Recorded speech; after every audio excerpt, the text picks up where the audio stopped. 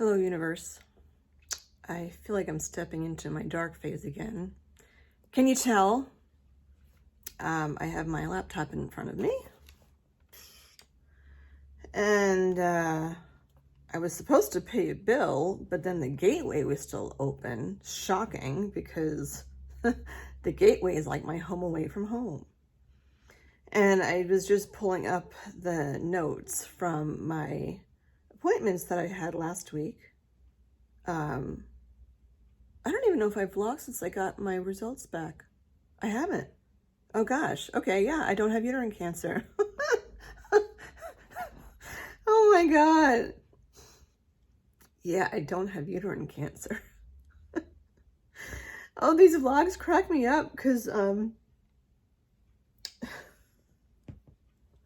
sometimes I forget, like there's so much shit going on and I forget like what to keep up on. Not because of you, no offense, but like I know it's part of my journey, but a big part of me stepping away from like social media and the vlogging and stuff is like I'm just tired of talking about it. Like I just want to go back to being Jen. And I get now more than ever that like I will never go back to being the old Jen because I'm not her anymore. And there's good and bad in that. But rewinding, in case you didn't see my last vlog, I'm not going to go into all the details because holy cow, I can read all this stuff of, I had an unexpected procedure done on April 13th. Some of this is just funny when you read through this. You know, if you can't find some like dark humor in all of this, I feel like you just go batshit crazy. I'm reading the progress notes and I have my selfie stick. So, you know, I'm like back in action, at least in that part. It says, pre-procedure pain score 0, intervention, self-medicated with ibuprofen, post-procedural pain score 4. Like you fast forward down, oh, intervention, heat, because they gave me heat packs, reassessment 2, blood pressure through the roof. So I did talk about my testing because I know I vlogged after I went to plastics. But I got the call yesterday. I got the call that anyone who's had cancer wants to have. I got the call from my doctor. She referred to herself as first and last name versus like Dr. So-and-so. So I'm like, do I call her like Steph for short? I don't know what to, whatever. I love my gynecologist. She saved my hide many times. Anyway. I say that because like you'd be surprised that gynecologists sometimes are actually the first people to realize that it's time to get a divorce. But that's another story over a beer.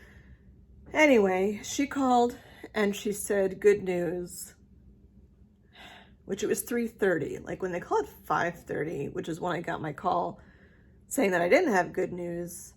You know, it's one thing at 5:30, it's another thing at 3:30. It's interesting, all the small things that like have a new meaning that didn't have meaning before. So when she called at 3:30, I'm like, well, 3:30 is an okay time, it's afternoon. So I see it says like the hospital and she says, good news.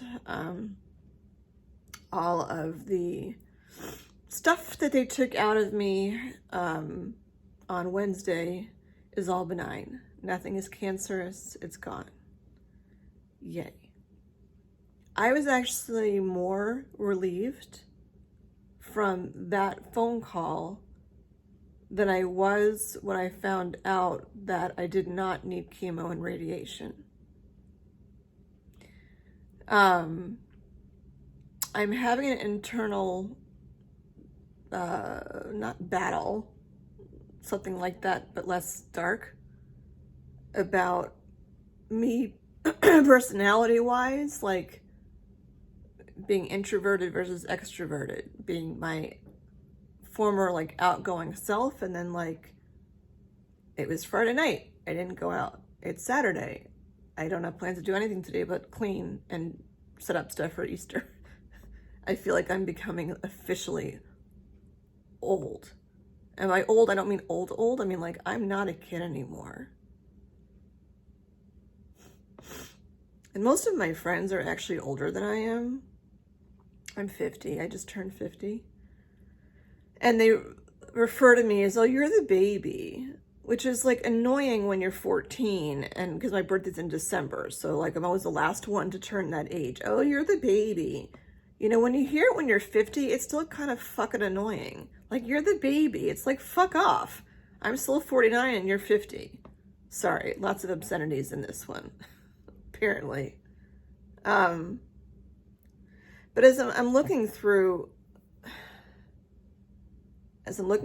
my patient portal stuff, and especially my, this vlog is not going to go the way I had originally intended. But that's how it goes. As I go through this, it has like my history of like basically my uterine history. Like, yes, a long time ago I had an uneventful uterus. And then I had children. Yay, I had my first child. And then yay, I had my second child. My first child is in France right now. I'd be lying if I said I wasn't jealous of him because I've never been to France. But I have hope that I will be there at some point. Not today. Yeah,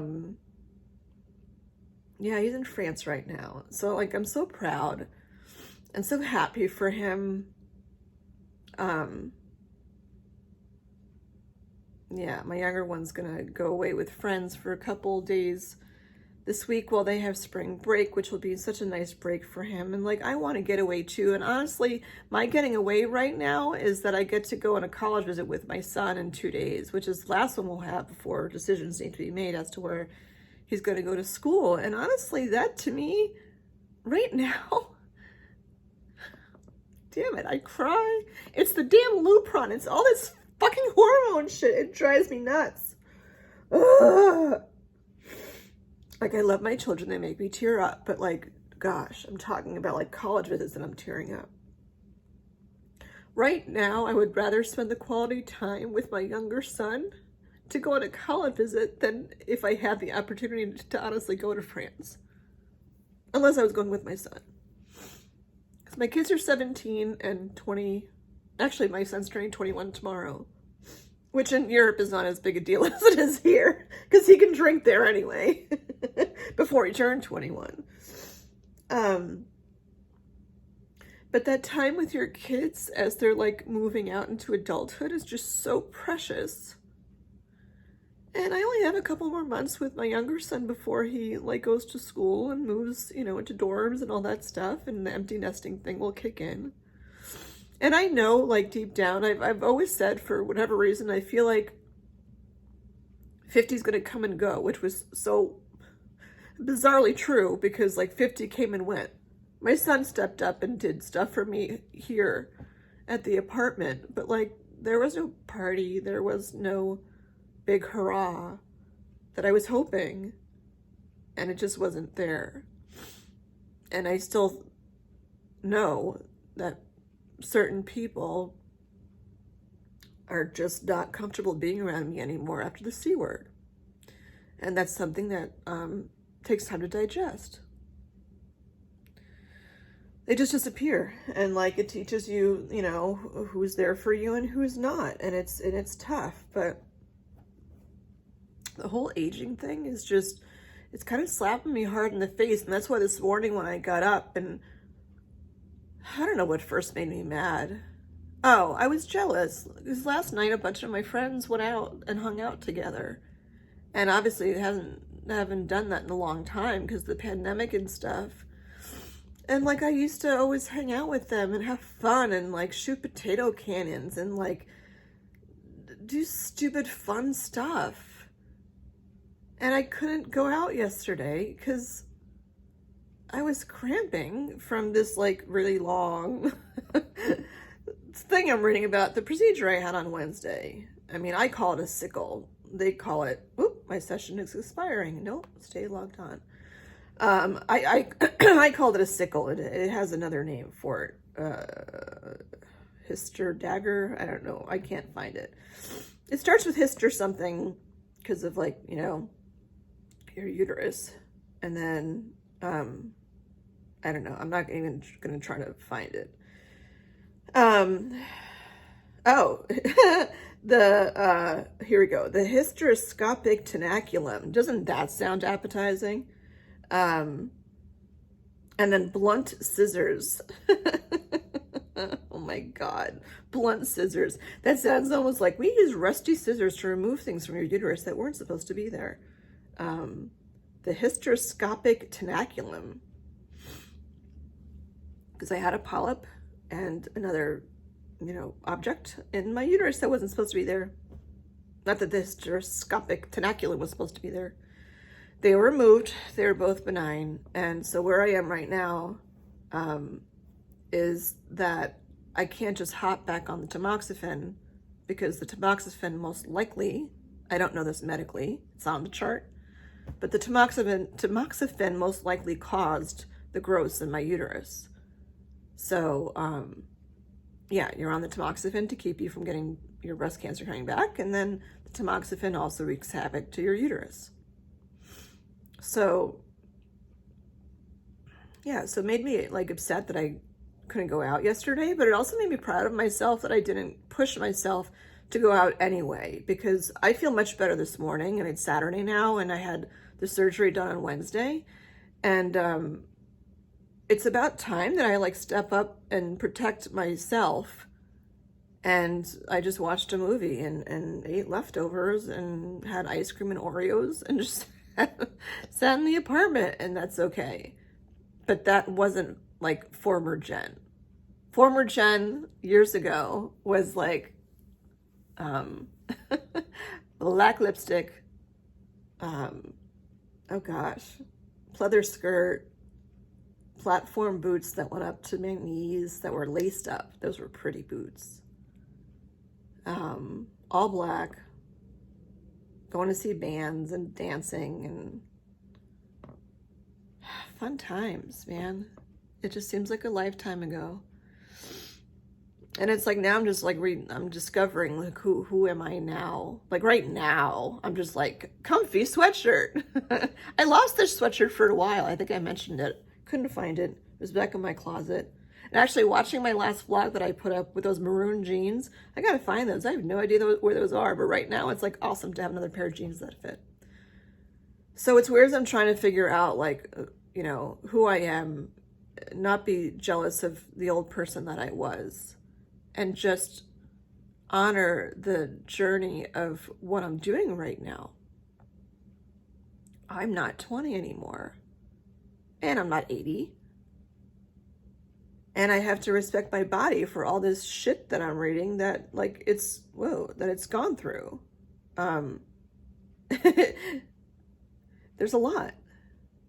And when I think about kids, like I'm blessed that I have 2 kids, and I'm blessed that I didn't have issues with getting pregnant. Clearly hormones like me. I mean, you can see my zit here. I have no makeup on, so like they're healing, but I don't usually have pimples. There's hormones going on in my body. I've had a period for over a month now. That's not supposed to happen. I'm on Lupron. So the question is like, do we increase the Lupron? Don't know. We'll have to wait. My doctor, my oncologist is actually running the Boston Marathon, which is on Monday. And so Monday's a holiday. It's Patriots Day in Massachusetts. So I need to like have my gynecologist and my oncologist speak to each other to figure out what to do for next steps. Next steps might be getting rid of my uterus. Okay, I'm not having more kids. But the Lupron seems to not be working is the issue. Or it was working for a time, but it's clearly not working if I'm getting a period for a month. Even that dark brown discharge, which I wasn't sure what it was, that was my body's period. It just looked a lot less, I don't know, potent than usual, but it's considered a period. So I'm considered to have had a period for the past month. I have to say though, after the hysteroscopy and the cutting and the removal of shit in my uterus that wasn't supposed to be there, I don't really have a lot of bleeding. My gynecologist is fantastic. And the cramping is pretty much gone. But my concern about getting up and doing stuff, it's like, okay, I go for a walk. If I went for a walk, it would just be like literally just loops right now. Because if I start having like a cramp, it's like a very fast, like poof, and makes me keel over. And I just have to like stop and breathe. And if I get nauseous, I don't want to be far from, getting back home. So I got to give it some time. But looking back, so like when I look back at all this stuff, I realize that like I'm not a spring chicken anymore. When I look back at all this stuff, because they have history of like diagnoses for things they're basically like a history of me, all the things that I've had done since 1976, apparently, because it says visual impairment. It has my snoring on here, which only started when I gained the weight, which is on my list. But there's like a list now of stuff. And like when you're younger, like the 20-year-old Jen, there was no list of stuff. And it just makes me think of like life things that have happened to me that have caused my body to react the way that it has. Sorry, this is uncomfortable to hold. And then I look at surgeries and stuff. It says I had hip surgery. I never had hip surgery. I asked them to remove it, but now I have on there, mastectomy. Here's my doctor, reconstruction with implant, bilateral, sentinel node mapping and biopsy, blah, blah, blah. And I guess that biopsy, that was good news too, because I did not have anything. My margins were clear and my lymph nodes showed no sign of the cancer spreading, which is good news too. Like allergies on here. Yes, I've had some since I was like a teenager, but the fact that I'm allergic to contrast dye, didn't know that until a couple of years ago. It's interesting. And like even watching my weight, I'm not, I'm getting to a place of strength first, and then I will deal with the weight loss. The weight loss to me is yes, it affects my blood pressure, but it's more about like what I look like. Right now, I don't really give a flying fuck what I look like. I will walk outside right now with my black, it was red, I don't know if you could tell. I had dark red lipstick on, and then I'm like, no, I know I have black lipstick here somewhere, and I'm so glad I didn't get rid of it, and I just went like over the red with the black. But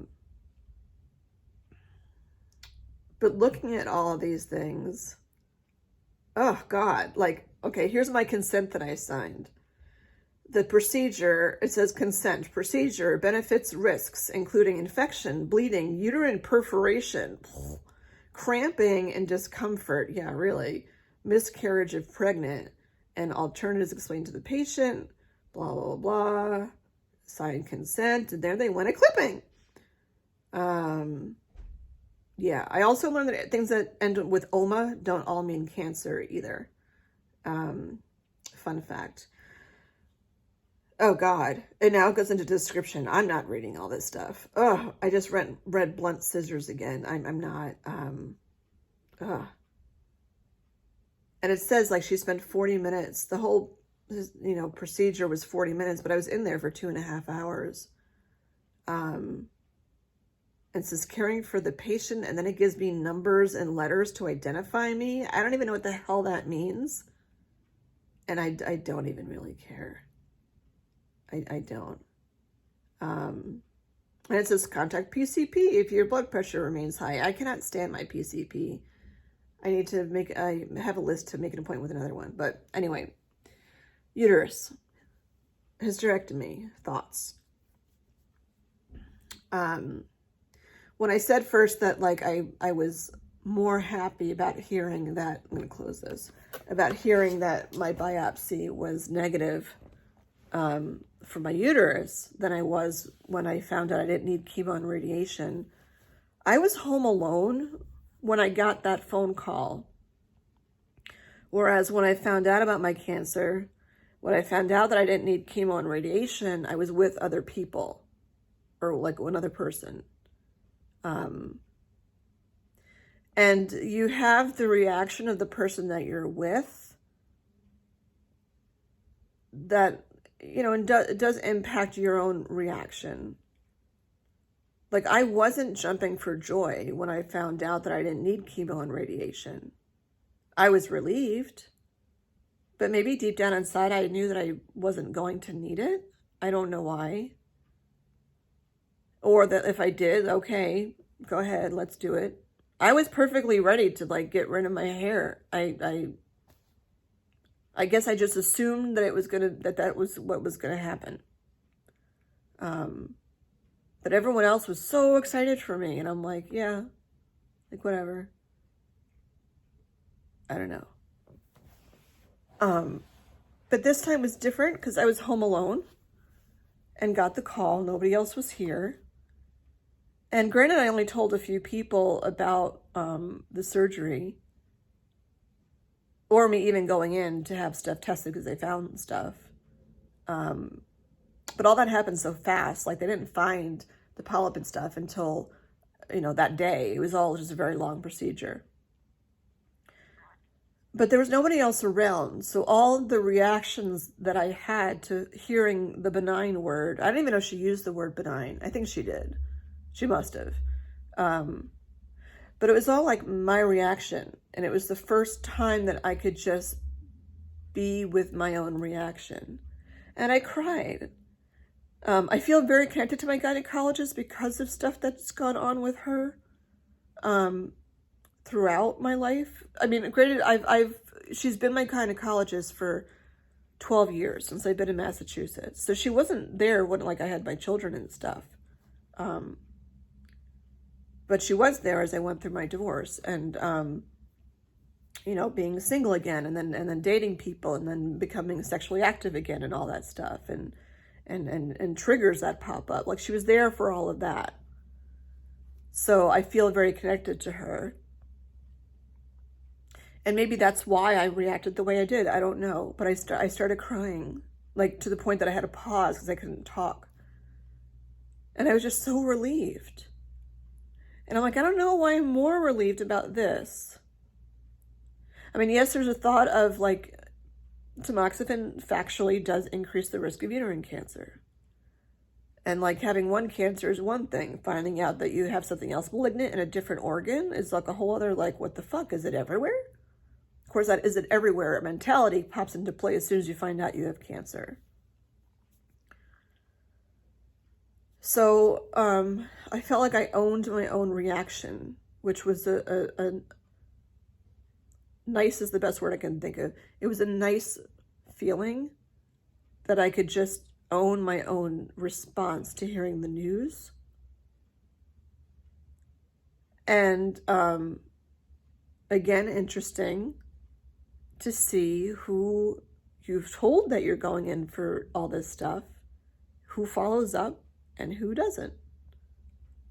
I don't know. Many people followed up. Some that I thought I had told and I didn't. And they're like, what? You had surgery? I'm like, oh, yeah. And it was nice. But it's not my typical pot of people. Some are, but most are not.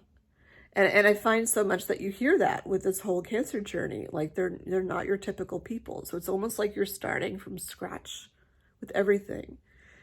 And then when you're tying in the empty nesting part, it's a very large transition. I've been single momming for a long time. Long time. I played many roles as a parent for my kids for a long, long time. And I think almost everyone that knows me knows that.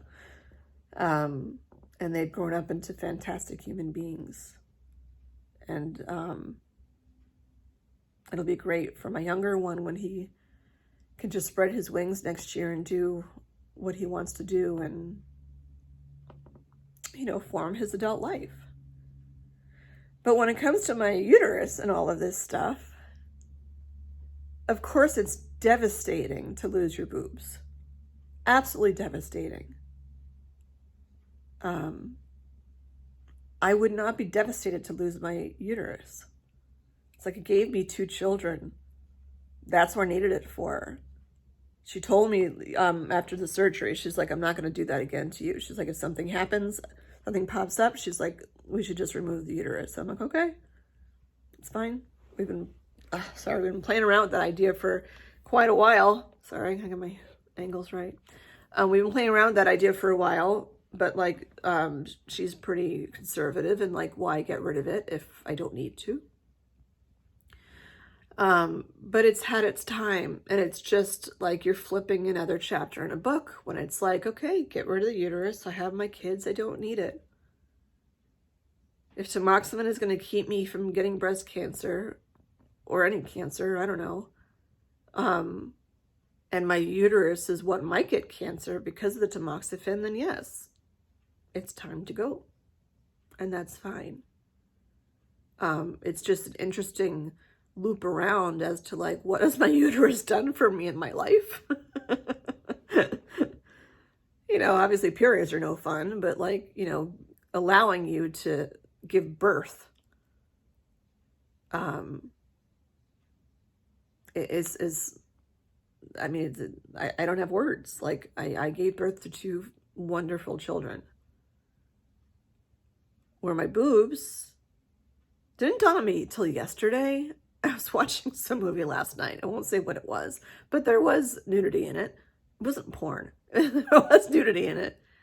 And, like, there's a boob envy thing, which I've talked about, when you see other women's boobs. And I see those women's boobs on TV, and I'm like, they just look so normal. They were probably like an 8 cup. They were pretty small, but like, oh, look, areolas. I forgot what those look like. You know, nipples. I can have a nipple made. But like, what's the purpose of your breasts? You know, the purpose is to feed your children. I nursed my one son for a year. Yeah, I nursed him for a year solidly. Like, he didn't use a bottle at all.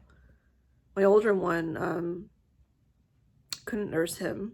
Turned out it was his palate, even though they blamed me. I'm not a fan of Little HA League, FYI. But I pumped. I pumped for like 9 months, and maybe would get an ounce after 45 minutes of pumping. And I realized a lot of it was anxiety, which I didn't realize I had at the time. And the pressure, like, pump, pump, pump. You know, you have to feed your child. And meanwhile, I'm like, just get me some water. Now I'm just like, you know, if breastfeeding doesn't work for you, it doesn't work for you. Stop letting people pressure you into breastfeeding. And the irony is that the son that I breastfed exclusively has allergies, and my son that I pumped, like, granted, he got an ounce of milk every whatever. He has no allergies. He did, but he outgrew them. So, yeah. Anyway, but I feel like I've used my boobs for what they were for. And I used my uterus for what it was for. So if they have to take my uterus, okay. They took my boobs. There wasn't a choice. I'm not having any more kids to have to lactate. But I still am a woman. And I'm single. And my boobs still, for me, have a purpose there. It's not about other people. Like, I had a nice rack before. With the help of, like, push-up bras, too. And I'll have a nice rack now. Or not right now. I mean, it's fine right now, but it needs some tweaking, which I'll get to, but not right now. So just the transitions of things happening, and like, just be sitting at home on a weekend where, like, I don't know, 4 months from now, when they figure out my medication and I'm not, like, it seemed like I was getting adjusted to everything. I was getting adjusted to everything, and I could clock out, like, when I'm going to feel what, so that I know when I can go out and do stuff. And now that I'm off the tamoxifen, and we don't know what's going to happen. I mean, I just had a Lupron, so I'm not going to have another one for a month.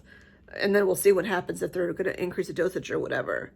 But it's like I can't predict now how I'm going to feel to know what I should be doing. And when I'm not feeling well, like, I don't want to be out and about. I want to be home taking care of myself. So just so many question marks. but I'm trying to make do. Made myself some coffee. I cut up some mango because I'm following all my nutrition post kidney stone stuff. And it's funny with the kidney stone thing because like I was watching so much stuff. Granted, I fully admit if I vlog next week that I had a kidney stone, it is my own fault because I've not been drinking as much water as I should be, which I seriously need to go back to doing. And my diet has been just like comfort food, which is okay, but you know, I still have to watch because of the kidney stone. And I truly think the only reason I had that kidney stone, because it was so random and oh my God, so painful. Holy fuck, painful. Like that's the worst pain I think I've ever had, ever. Like ever. Truly. Yeah. Worse than childbirth. I'm not even exaggerating. It is worse than childbirth because at least you're medicated for that. This just comes on out of nowhere. And it's like someone sticking a dagger in the back by your kidney and just like sticking it in and just like wiggling it a little so it still keeps hurting. Oh my God. And you just want to like kick them to get them away from you, but they don't. And and then an hour and a half later, the stone moves and it's like, boop, nothing happened. And like out of nowhere, it'll start again. But at least then you have medication. Anyway, life is weird. Life is weird. Yeah, so I'm going to go eat my mango and my Icelandic yogurt to increase my protein and do all the healthy things I should be doing. I'm going to play some Wii tennis today because I haven't really moved my arm around much and I need to be doing that. It's raining today, so I don't want to drop off my kindness rocks yet. But I did finish my kindness rocks yesterday. I put Mod Podge on them and realized that it solidified mostly. So whoever finds my rocks, I did the best I could. I am no artist. And then tomorrow I get to drive with my son and stay overnight in a hotel and do a college visit. I have a big week this week, which has nothing to do with the cancer. But next week will be a lot more chill. So I'm going to rock my black over red lipstick today. I'm going to take a slow, hot shower today. And I can't even do my nails. I don't know if it does. My nails look like crap. They've been peeling and stuff too. I think mostly because of stress with all that was going on this week. I don't know. But I need to give myself a little bit TLC. Face masks, maybe. I don't know. Sit in a robe for a while. I don't know. Just give myself some love. And I'll get back out there and do fun stuff with people that I don't even know who those people are going to be. And please, COVID, go away, because these freaking variants, the rates in our town are like kind of high again. It's somewhat concerning, but yeah, I have no moral story today. Just it's the getting older thing. I'll have to rewatch to come up with a moral of my vlog today. But this is just where I am, and I had thoughts and thought I would share them with you. Yeah, if you have any questions, comments, concerns, again, you can find me on Facebook. I'm not really personally on Facebook anymore. It's too much drama. I go on the invasive ductal carcinoma page. I drop my YouTube vlogs on there, and then I step away. Yeah. And then you can email me if you want to. Also, the email's in the bio for the YouTube stuff.